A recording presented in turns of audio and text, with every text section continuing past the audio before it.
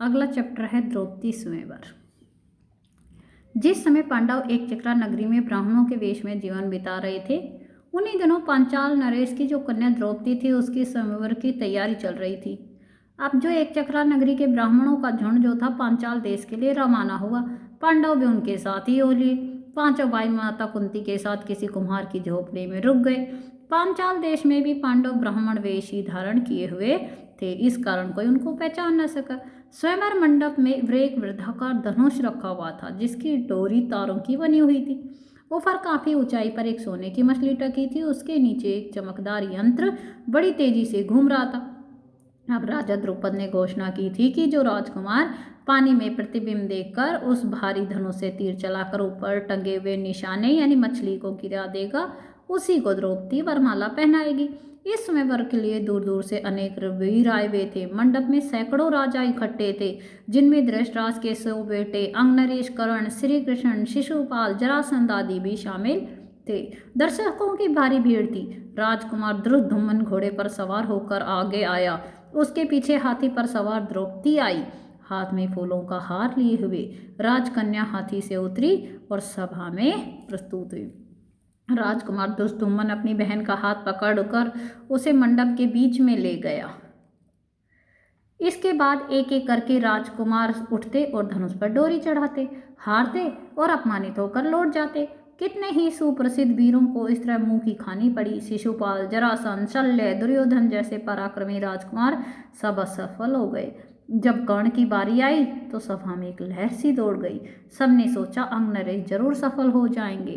कर्ण ने धनुष उठाकर खड़ा कर दिया और तान कर प्रत्यंचा भी चढ़ानी शुरू कर दी।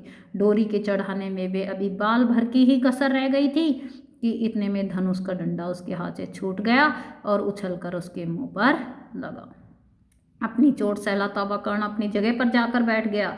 इतने में उपस्थित ब्राह्मणों के बीच में से एक युवा उठा। ब्राह्मणों की मंडली में ब्राह्मण वेशधारी अर्जुन को यूं खड़ा होते देखकर सभा में बड़ी हलचल हो गई। लोगों में बातें होने लगी। तब अर्जुन ने धनुष हाथ में लिया और उस पर डोरी चढ़ा दी। उसने धनुष पर तीर चढ़ाया और आश्चर्यचकित लोगों को मुस्कुराते हुए देखा। लोग उसे ही देख रहे थे। उसने और देरी न करके तुरंत एक के बाद एक 5 बाण उस घूमते हुए चक्र में मारे और हजारों लोगों के देखते देखते निशाना टूटकर नीचे गिर पड़ा। सभा में शोर मच गया, बाजे बज उठे। उस समय जो राजकुमारी द्रौपदी की शोभा कुछ तो अनूठी हो गई। वो आगे बढ़ी। ये देखिए, इसने अर्जुन तीर चलाते हुए वो द्रौपदी उठी और प्रसन्नतापूर्वक ब्राह्मण वेश में खड़े अर्जुन को वरमाला पहना दी। माता को ये समाचार सुनाने के लिए युधिष्ठिर, नकुल और सहदेव तीनों भाई मंडप से उठकर चले गए, परंतु भीम नहीं गया। उसे डर था कि निराश राजकुमार कहीं अर्जुन को कुछ करना बैठे। भीमसेन का अनुमान ठीक ही निकला। राजकुमारों में बड़ी हलचल मच गई। उन्होंने शोर मचाया। राजकुमारों का जोश बढ़ गया। ऐसा प्रतीत हुआ भारी विप्लव मच जाएगा।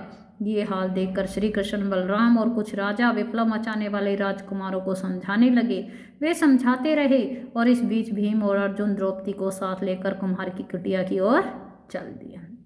जब भीम और अर्जुन द्रौपदी को साथ लेकर सभा में जाने लगे तो द्रुपद का पुत्र धृष्टद्युम्न चुपके से उनके पीछे हो लिया।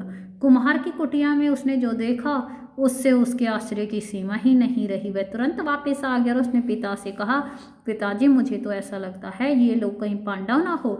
बहन द्रौपदी उस युवक की मृगशाला पकड़े जब जाने लगी तो मैं भी उनके पीछे हो लिया।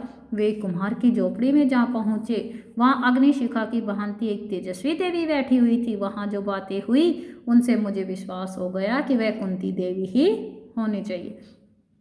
तब राजा द्रुपद के बुलावा भेजने पर पांचों भाई माता कुंती और द्रौपदी को साथ लेकर राजभवन पहुंचे।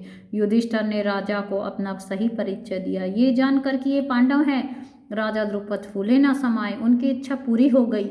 महाबली अर्जुन मेरी बेटी के पति हो गए तो फिर द्रोणाचार्य की शत्रुता की मुझे चिंता नहीं रही। यह विचार कर उन्होंने संतोष की सांस ली। माँ की आज्ञा और उस सबकी संपत्ति से द्रौपदी के साथ पांचों पांडवों का विवाह हो गया।